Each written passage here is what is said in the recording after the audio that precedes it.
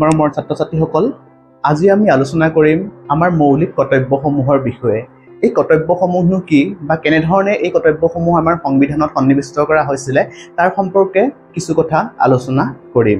দৰাচলতে এই মৌলিক কৰ্তব্যসমূহ হৈছে আমাৰ কিছুমান নৈতিক দায়বদ্ধতা। ইয়াৰ জৰিয়তে আমাৰ প্ৰত্যেকজন নাগৰিকে ভাৰতবৰ্ষৰ যি আদৰ্শ বা প্ৰমূল্যবোধ তাক ৰক্ষা কৰিব পাৰে।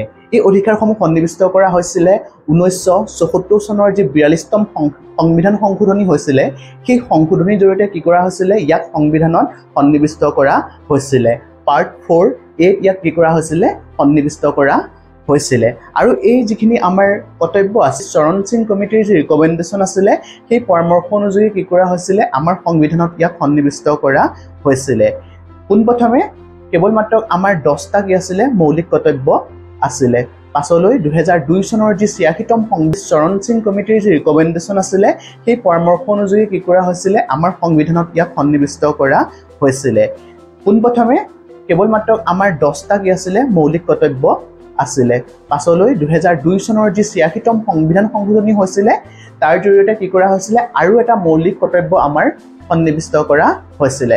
তাৰ লগে লগে টোটেল আমাৰ 11টা মৌলিক কৰ্তব্য হয়গৈ।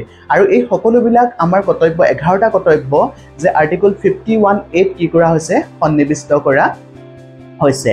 গতিকে এই কৰ্তব্যসমূহনো কিয় আমাৰ প্ৰয়োজন? ইয়াৰ প্ৰয়োজনীয়তা হৈছে কি, আমি ভাৰতীয় নাগৰিক হিচাপে যিহেতু আমাক সংবিধানে কিছুমান অধিকাৰ প্ৰদান কৰিছে, যে মৌলিক অধিকাৰ প্ৰদান কৰিছে, গতিকে অধিকাৰসমূহ ভোগ কৰাৰ লগতে আমি কি কৰিব লাগিব, আমাৰ দেশখনৰ প্ৰতি কিছুমান দায়িত্ব আৰু কৰ্তব্যও আছে, সেইসমূহ আমি পালন কৰিব লাগিব। কিন্তু বহু সময়ত দেখা গৈছিল যে কিছু পৰিমাণে ইয়াক সমালোচনাও কৰা দেখা যায়। গতিকে তাৰ দুই এটা আমি আলোচনা কৰিছোঁ। প্ৰথমতে কোৱা হৈছিল যে ইয়াৰ যিখিনি কৰ্তব্যখিনি যে সাধাৰণ মানুহে সহজে বুজিব নোৱাৰে বুলি কৈছিলে, যে কমন মেনৰ কাৰণে কিছু পৰিমাণে অসুবিধাৰ সৃষ্টি হ'ব পাৰে বুলি উল্লেখ কৰিছিল। আৰু যিহেতু এই কৰ্তব্যসমূহ যদি কোনোবাই পালন নকৰে, তেতিয়াহ'লে তেওঁলোকক আইনৰ আওতালৈ আনিব নোৱাৰে। সেইবাবে যে বহুতে কয়, যিহেতু ইয়াত আইনৰ আওতাত নানে, গতিকে বহু ক্ষেত্ৰত এই কৰ্তব্যসমূহ নাগৰিকসকলে পালন কৰিব নে নকৰে তাক লৈ কিছু পৰিমাণে সন্দেহ প্ৰকাশ কৰা হয়। আৰু তৃতীয়তে যে এই অধিকাৰসমূহৰ বহু ধাৰণাসমূহ স্পষ্ট নহয় বুলি উল্লেখ কৰে। যদিও বা সমালোচকসকলে বিভিন্ন ধৰণে তাক সমালোচনা কৰিছে, তথাপিও আমি এই কথা ক'ব লাগিব যে আমাৰ মৌলিক যিখিনি কৰ্তব্য আছে, সেই কৰ্তব্যখিনি আমি ভাৰতীয় নাগৰিক হিচাপে পালন কৰাটো আমাৰ সকলোৰে দায়িত্ব।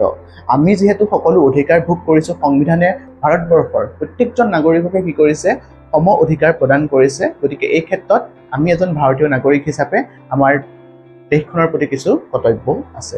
ধন্যবাদ।